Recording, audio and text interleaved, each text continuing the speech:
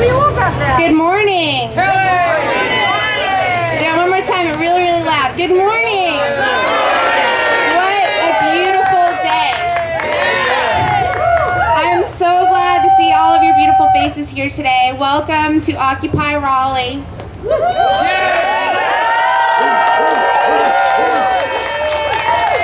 So glad to see everyone.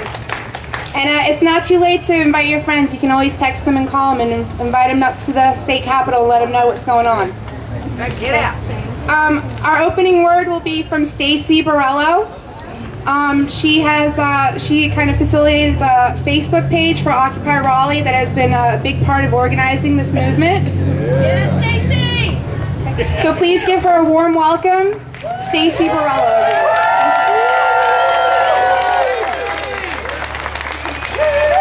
Thanks, everybody. I am so excited to be here, and I'm so excited all of you are here. Of course, I'm nervous, but I hope my message can get across at the same time, so thank you for coming. Today is an International Day of Action. Can we get some applause for that? Did you know that? October 15th. In cities across the U.S. and across the globe, citizens are standing up for their rights and calling attention to the economic injustices that are bankrupting honest, hardworking people. Thank you for taking part in this. Our turnout is amazing for an event that's been organized in under 2 weeks. We were waiting for this spark. Occupy Wall Street ignited that spark. We were waiting for peaceful revolutionaries to lead a charge, to fight back against injustice, and protect the rights and dignities of ordinary Americans. And now, together, we see a path forward to change. That's really something. Wherever you end up sleeping tonight, I think we can all appreciate the beauty of standing here in solidarity right now among people who share our values and our determination to take a stand. Joining together as we have, and not giving up on our cause, as I know we won't, ensures that we will make inroads against rampant, inhumane greed and the reckless lawmakers who are not serving our interests. Our detractors who call us lazy, unfocused, or who rebuke us to get a job have no idea who we are or who we're about, or what we're about. I've seen the effort and the focus that dozens of organizers have poured into making today's gathering a great success. People who toiled tirelessly for more than 2 weeks, in addition to working full-time jobs, or going to school. Others who have lost their jobs have made Occupy Raleigh their full-time job. Giving 16 hours a day, working behind the scenes to organize an outreach and to build momentum for our group and make today happen. I want to talk briefly about some of the reasons why I am here, and some of the reasons why I think you are here too. In June, Northeastern University economists released a study that captures the essence of why we are here.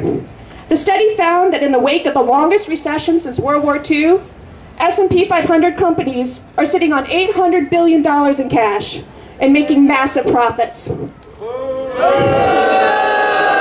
gets worse, folks. In fact, total profits soared 81% for Fortune 500 companies in 2010. That's according to Fortune 500's own report. Meanwhile, the rest of us are still suffering the effects of a deep recession and high unemployment. Not surprisingly, Northeastern University economists concluded that our sluggish economic recovery has almost solely benefited corporations. They reported that from spring '09 to end of 2010, real national income increased by $528 billion. Corporate profits alone account for 88% of the growth in real national income. That's more than $466 billion. Meanwhile, wages for the working man and woman accounted for only 1% of the growth in real national income. Economists found that the absence of any positive share of national income growth for American workers during the current economic recovery is historically unprecedented. I have a real problem in America, and that's why we're here. I want to say, and this is coming from my heart, this movement is not about wealth redistribution. It's about standing up and saying we're not going to take your abuses anymore. Right on!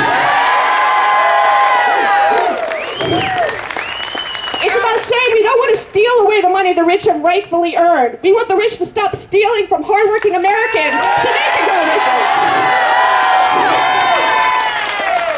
We demand greater availability of jobs and disincentives for outsourcing jobs. We demand fair wages and the ability to grow those wages over time with hard work. We demand accountability from the culprits who sold us bad mortgages to make themselves rich and who are now kicking us out of our homes. We believe the right to life includes the right to affordable health care. Again, speaking for myself personally, I urge us to use this momentum we built nationally to help our brothers and sisters now. Let's not be scared to settle on our initial demands. We aren't going away. They can't make us go away. We will continue to fight for more justice as long as it's necessary. But now, I think we need to get behind legislation that creates jobs and starts us down the road of tax reform. It may not be perfect, but I personally believe the American Jobs Act is a necessary and immediate path forward in job creation. Economists predict that it will put 1.9 million Americans back to work. Our opponents want to see it fail. I stand behind the American Jobs Act. We're not going to solve our problems just with that. I think there's some other immediate actions we can take. I stand behind a moratorium on foreclosures.